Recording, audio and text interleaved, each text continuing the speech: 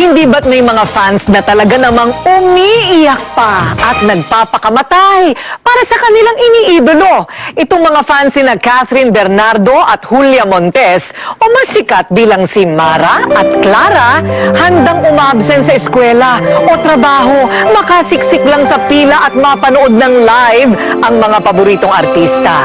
Ito ang mga eksena ng Karambola, kina Mara at Clara.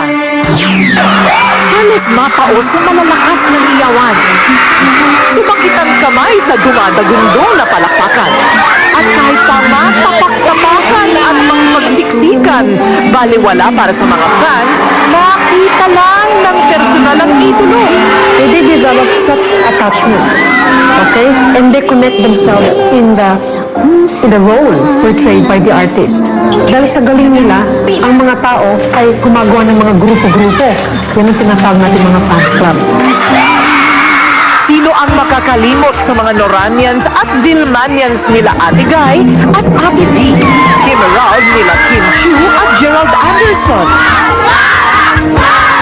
At ngayon, ang bagong sinusubaybayan at pinipilian ng mga tagahanga. Sina Catherine Bernardo Hindi ko naman po sinasadya eh. at Julia Montes. I told you hindi kami magkalabel. She may try, but she will never win. Ako po si Catherine Bernardo. Sina Catherine at Julia ang mga batang aktres na napiling gumanap sa remake ng hit teleserye na Mara Clara na dating ginampanan nila Julian Santos at Gladys Reyes. Ano nga yung totoo sa akin para hindi ako mukhang tanga?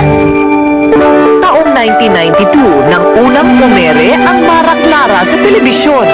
At makalipas ang mahigit 15 taon, muli itong tinatangkilik sa TV. Patunay na malakas ang hatak nila Catherine at Julia sa publiko. Mamin ka, Clara? May kinalawan ka ba sa nangyari? Ha? Why will I do such a thing? Bumabagsak ka na. Kayang-kaya mo sirain sa sarili mo. At nang minsang pumunta sa isang mall tour sa Iloilo ang mga bida ng Mara Clara, Diyos ko po! Halos hindi mahulugan ng karayom ang lugar sa dami ng tagahangang dumadagsa at nakikipagsiksikan. At nang isa-isang lumabas ang mga leading men nila Mara at Clara, hindi magkamayaw ang mga fans sa pagsigaw. Mas matinding sigawan ang narinig sa mga fans nang lumabas na si Julia.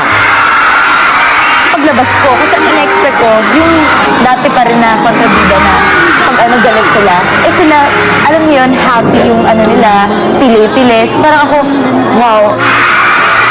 Pero hindi nagpatalo ang mga fans ni Mara.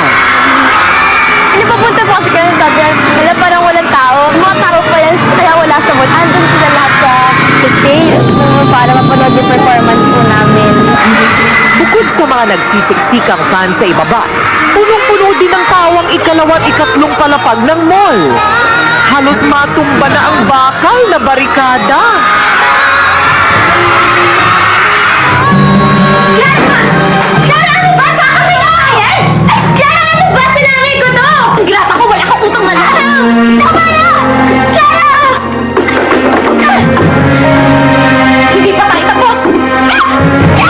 Nabigat na drama siya na talagang todo yung pag-iyak niya, super galing na bata.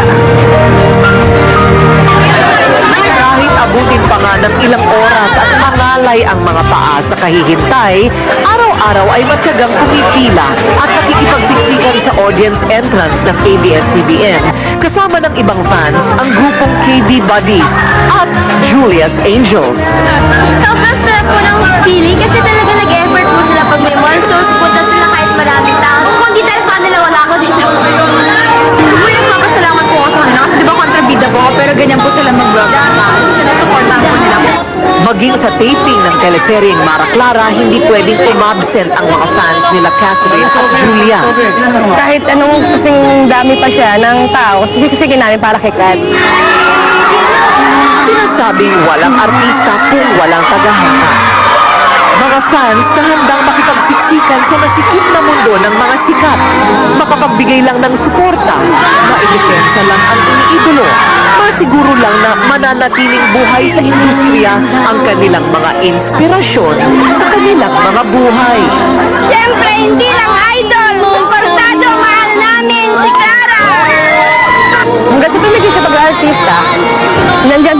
hanggang sa tumanda siya, hanggang kailan siya mag-art.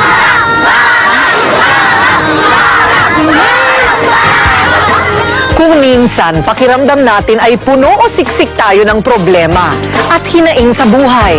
Parang hindi ka makagalaw at hindi makahinga, hindi ba? Wala po yang iniba sa lugar. Na parang kahit saan pang lugar yan, kahit anong sikip at siksikan, masasaan pa ba at mayroon pa rin mahahanap na daang palabas kung saan mas maaliwalas at maliwanag ang buhay. Magtsatsaga ka lang. Ako po ang inyong kaibigan, kabalitaan at kakampi, Corina Sanchez. Hanggang sa susunod na edisyon ng paborito ninyong kakwentuhan tuwing linggo ng gabi. Ito ang Rated K. Gusto niyo bang marinig ang mga kwento? Gusto niyo bang malaman ngayon ito? Gusto niyo bang mga kwentong seryoso? Tagumpay at pagkatalo, pag-ibig at pagbabago. Okay, halos kumadama kayo. Mga kwentong nakakakilig, mga aral sa buhay na ding hindi nakakainig. Kwento ng iba't ibang tao, bagay o hayop, kahit pa sa lupalo, kahit nakakatakot. Kaya pagsapit ng linggo ng gabi, kapit ng heto na kami, handa na ba kayo? Sumigaw okay, sama-sama tayo mag-rated K. Pagsapit ng linggo ng gabi, kapit ng heto na kami, handa na ba kayo? Sumigaw